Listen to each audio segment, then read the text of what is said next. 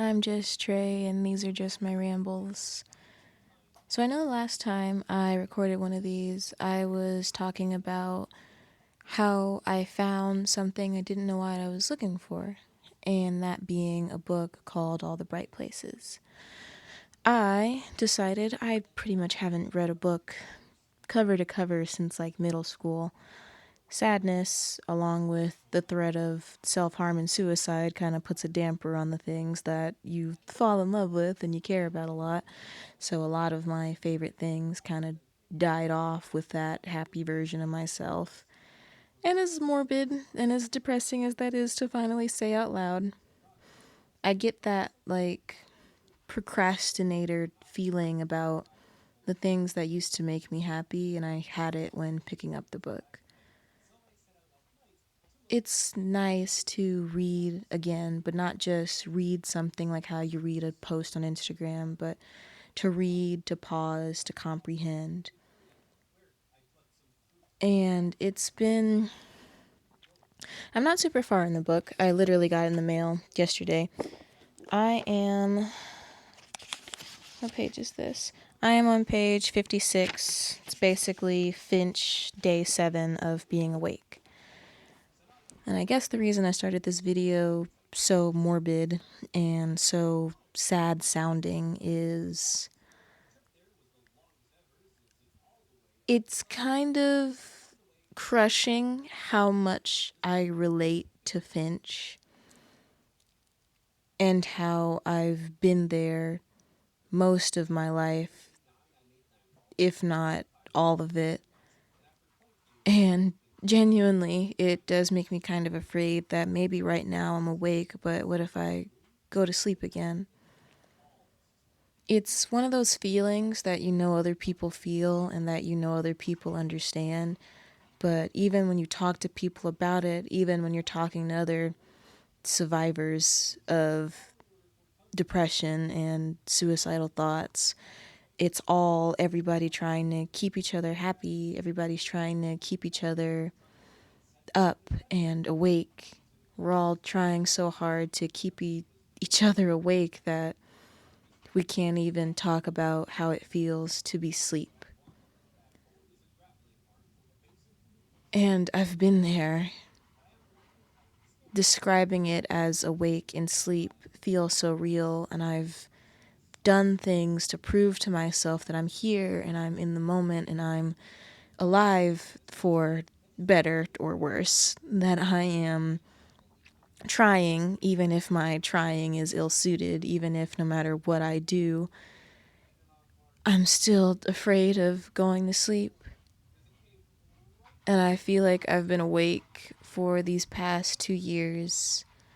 I have a job I love. I'm married to the man that I love. I moved far away from a lot of the stuff that was making me sleepy, for proper phrasing for context.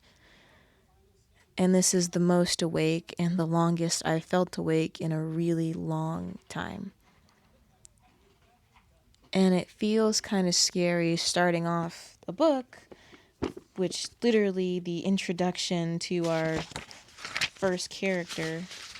Sorry if the rustling of the pages is loud, by the way.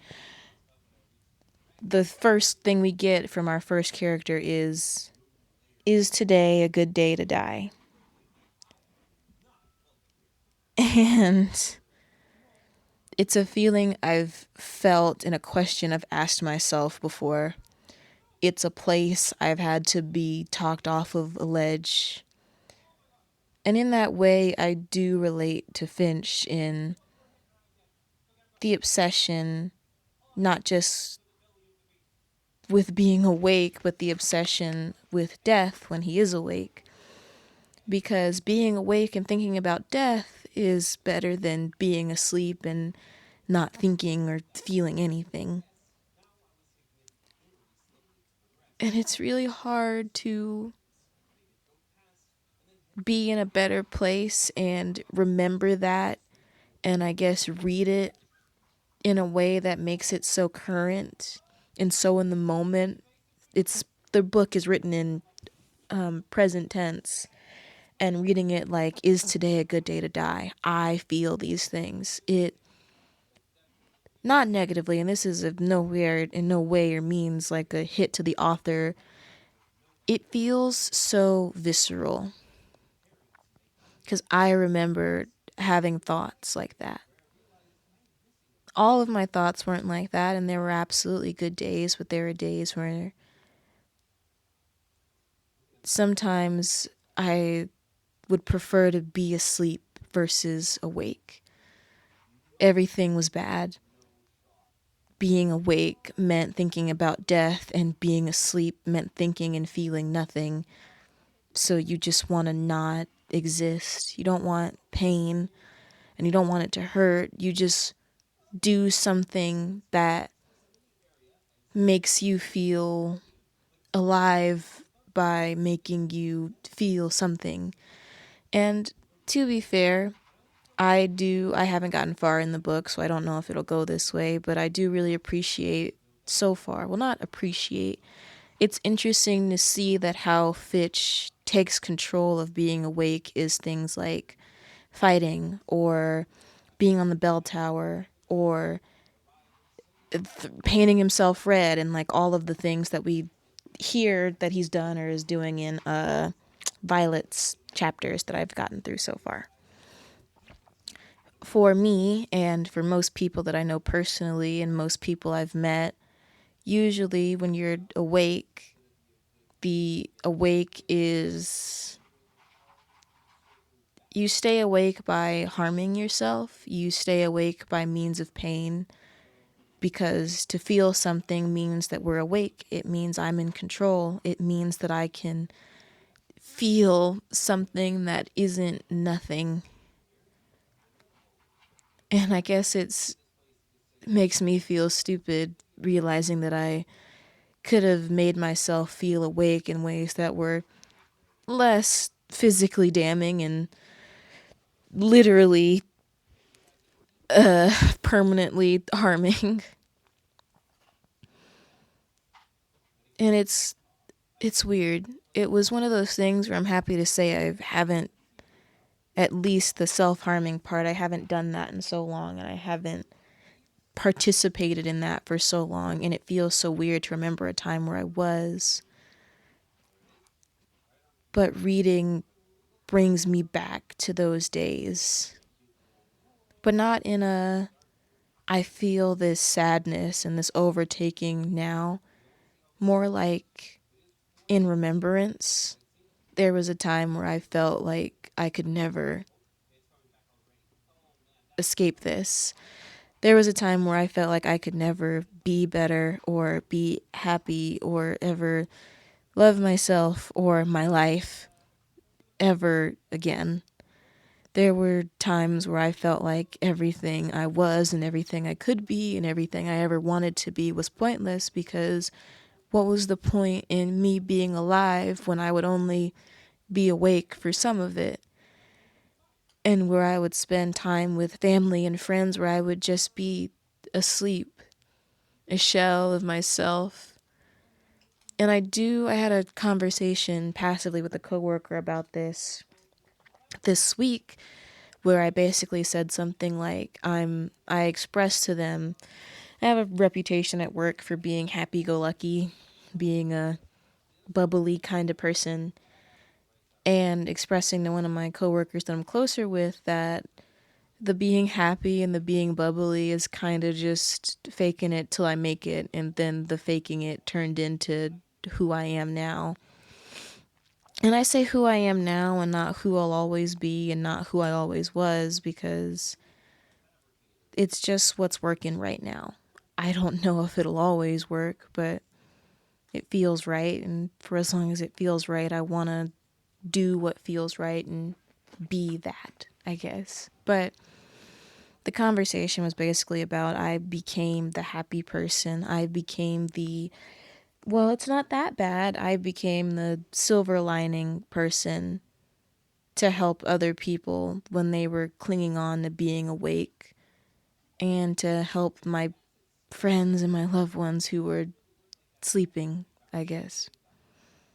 You become the brightness to other people and other aspects of life. You become the joy for others to, even if I can't give it to myself, and even if I can't work through it myself, and even if I can't get there by my own heart or my own methods or my own means, at least not yet, I can make today a little easier for someone like me.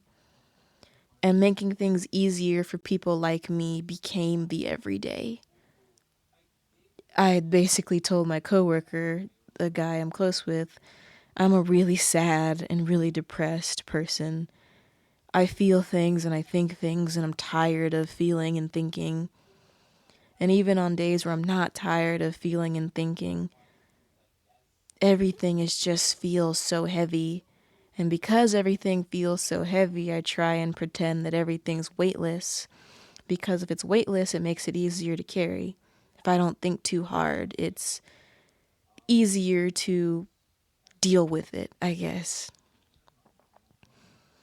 And this book bringing me back to a mental state where I was trying to do everything in my power to stay awake. And staying awake was always the goal. When I was asleep, fighting to wake up, fighting to stay awake. But even when I was awake, it felt like a finish line that I would cross. But every moment of being awake, it felt like I craved sleep. And it's one of those things that you hear people talk about being hard. And if you've been through it yourself, you know how hard it can be. But in a weird way, it's kind of harder being, I don't want to say harder. It's just weird not having that daily struggle and being open to a window of a glimpse into the past of it and being like, wow, I remember this. I was here. I was here 3 years ago today, actually. And remembering just all the work to get where I am. That's my feeling so far on Finch's stuff. And with Violet, I get it. I haven't lost anyone super close to me, and I haven't lost a loved one to death that I'm super close with, at least not yet.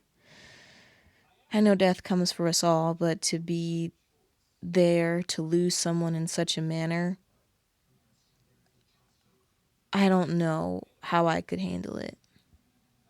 And something I relate a lot to with Violet and the snippets we get of her. To admit, I did find it super jarring to go from Finch's perspective to her perspective back to Finch's perspective. But that's just because I've never read a split POV book before. So I was just like, huh? Kinda. And I was just like, it took me a second to get out of deep emotional connection to Finch headspace and to put myself in Violet headspace.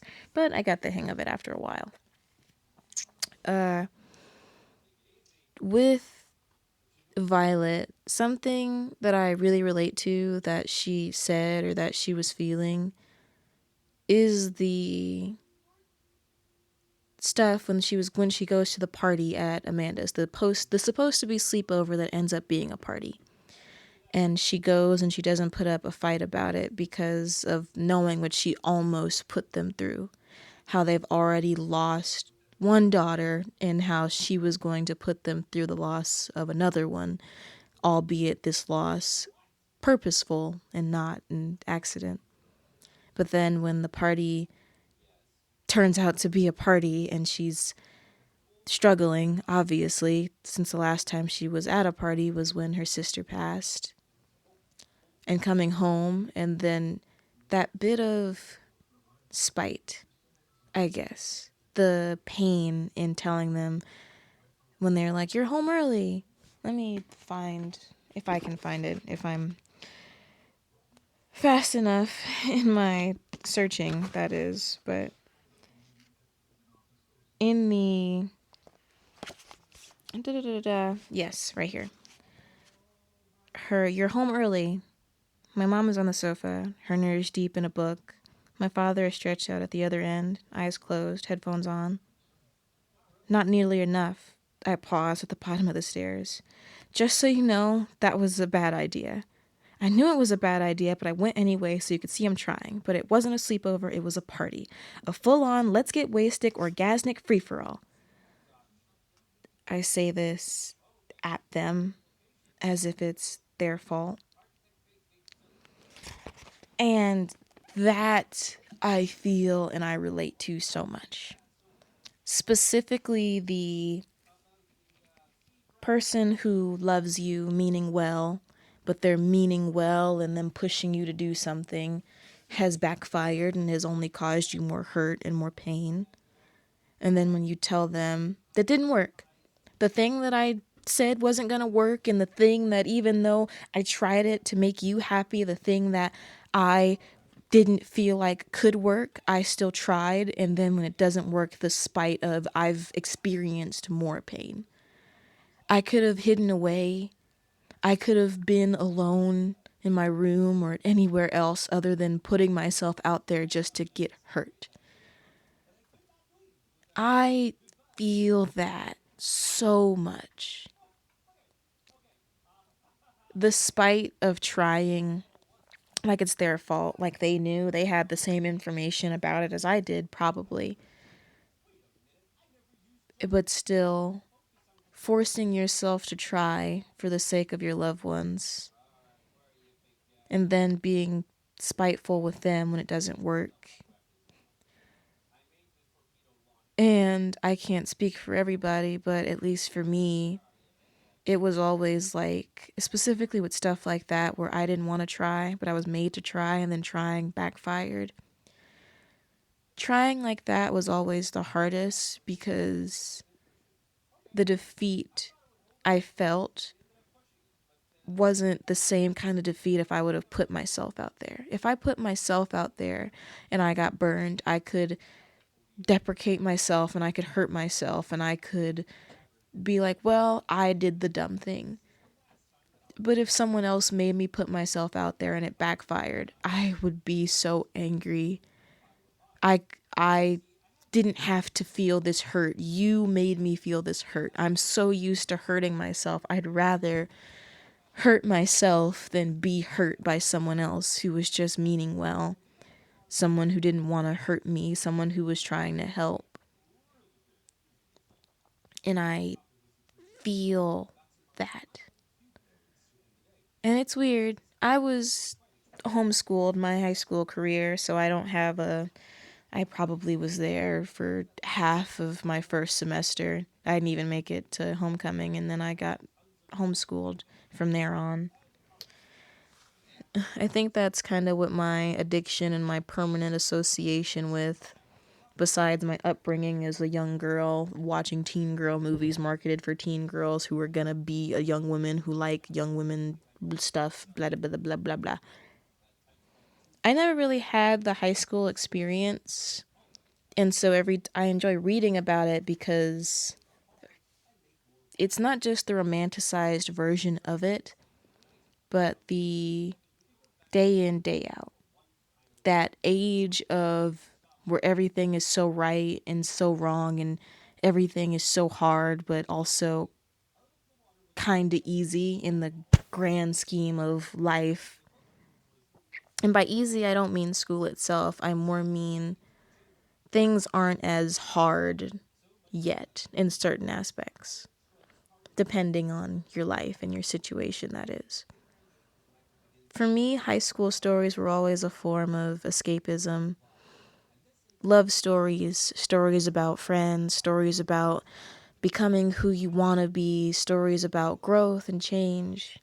High school stories are always the stories about not youth, but adolescence. And not just adolescence, but all the things that change, not only with adolescence, but how we change, how the people around us change, how our loved ones change. They're stories of change and growth and regression and trying new things and starting over and messing up and being forgiven and working through stuff. and me who felt stagnant and stuck because I couldn't even manage going to a super big high school. For context, my graduating class in middle school was 12 kids. My 8th grade class was 12 people, including me.